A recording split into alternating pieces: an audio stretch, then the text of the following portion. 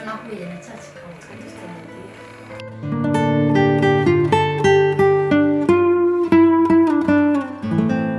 shopping mwiza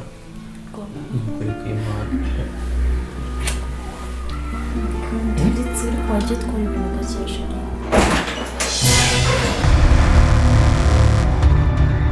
nayo mahirwe kugeza inyapfa kora nayo mahirwe y'abagabo nk'abo bose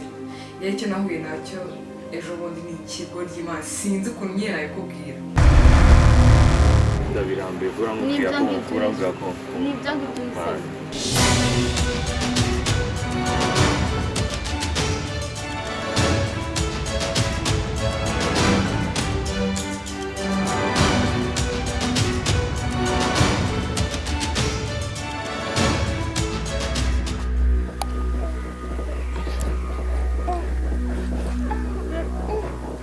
Keti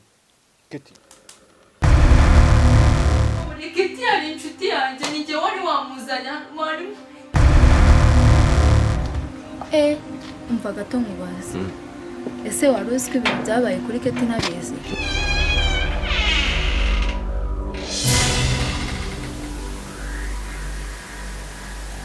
ugomba kumenya ikintu muri kumva